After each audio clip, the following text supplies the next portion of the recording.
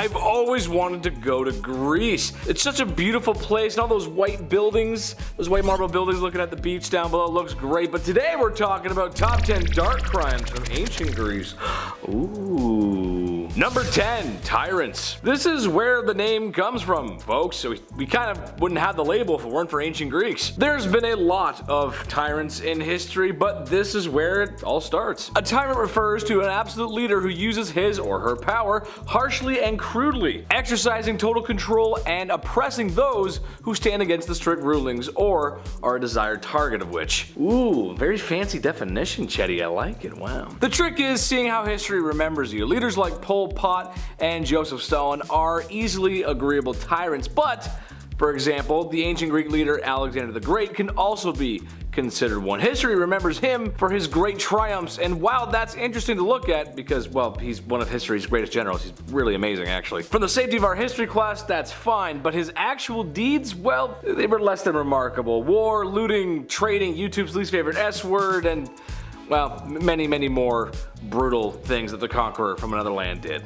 Not good. Plus, if you were from another land and you saw him do what he was doing, you probably wouldn't think he was such a great guy. It wouldn't be Alexander the Great, it'd be Alexander the Big Stinky Tyrant. So, there you go. Number 9, Diogenes. This one's my favorite. Maybe the least famous of all philosophers, but one with a decent philosophy, or at least so I think so. That's how I feel, and I think it fits in with the modern world. A man who was banished and exiled and had all his possessions stripped away. In some depictions, even his clothes. I wouldn't want that taken away. I gotta have my clothes. Thus, the man was forced to live his life on the streets of Athens inside a barrel, as you do. This likely is what developed his philosophy of cynicism. He argued that since he was living free of tax or payment in his barrel, that he was truly free. Thus, he had less worries than the commoners, and yeah, that's where his freedom came from. Well, where does the crime part come in? Besides, well, the obvious tax fraud there, and we're gonna pay your taxes. Diogenes might have been a few gyros short of a picnic, if you know what I'm saying, as he would often shout at passers-by, and well, he would do the devil's bedroom dance solo in public, just in his barrel there, just doing, yeah, I can't say it, but you know what I'm talking about. Number 8, Sith revenge. Well, I know a lot of people would be behind this, especially for really awful crimes. Revenge is not the Jedi way. Sometimes it was an option for the families of those who were wronged in ancient Greece to enact their revenge on the crook. Assuming, of course, the crook was caught. You can just imagine the kind of crimes, the really bad ones. YouTube won't let me say. However, the important point here is that the families of the victim were given a chance to make their peace, or, well, whatever the antithesis of that is, usually involving the crook not breathing anymore. Kind of a blood for blood kind of thing. Sounds great at first, but I couldn't recommend it. I don't think it would go well in people's conscience. I don't know. Not a good idea. Number 7, Exile. A classic of the old world. Just like Hellenic society itself, a common punishment for a severe enough crime was banishment. Sure, today there's lots of folks who like being alone. I swear most of the people I went to high school with were introverts. I was friends with all of them. I don't know why though, because I'm so extroverted. For example, Heraclitus of Ephesus. He was getting banished from ancient Greece, and it's a lot different than not being invited to Chad's birthday party. However, getting banished back then could likely see you with nothing, like previously mentioned before. Maybe not as bad or down bad as previously mentioned, like Diogenes, but still pretty rough. There were lots wrong with ancient cities, sure, but you were much safer in civilization than left outside of it back then. As someone who's seen a lot of Bear Grylls, I wouldn't recommend going out of the wild back then. A trip, fall, a cut, that's it. Whew.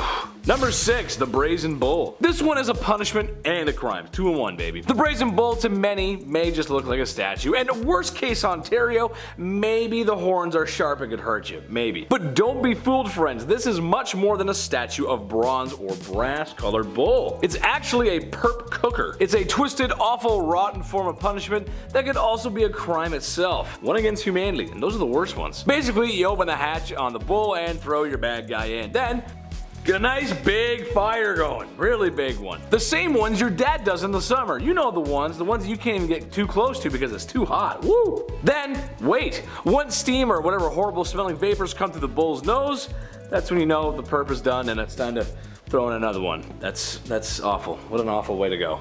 Oh. Number 5, Flaying. This is straight up a crime, man. I don't care what you say. This is just a crime against humanity. I'm not here debating on how governments get rid of their, let's say, more interesting members of society, but this is not it. Popular in the ancient world for whatever reason, and I can't stress this enough, I would faint from watching. I was shivering writing this. Seriously, it's the worst. This is the act where someone is skinned alive. They're held down and peeled back like a potato. There's multiple famous incidents like in art and mythology. I just don't know who sits there in one day and goes, you know what, this guy? Yeah, we gotta skin this guy. Let's just skin him. Let's cut him up. Let's go. Number 4, the eagle dropping turtle. Okay, here we are. Top of the food chain. We're in charge. I'd like to make the argument it's not the things we eat that puts us there, but it's the things we don't eat. Think of all the animals at your favorite local Chinese buffet. Well, we as humans have adapted so much that we can survive and choose not to be carnivores or eat certain animals. Where am I going with this? Well, despite us being number 1, sometimes the animal kingdom fights back. That's kind of how it works. Take Aeschylus in 455 BC, for example, a philosopher who found himself being struck by an eagle dropping a turtle onto his head. Unfortunately, the injury was fatal. Since we're talking about Greeks and philosophy, let's bring in a little law here. This is good. You'll like this. Mens rea, actus rea. While the eagle certainly didn't know he was committing a crime, he still did do it. Sounds like someone needs to go to animal court.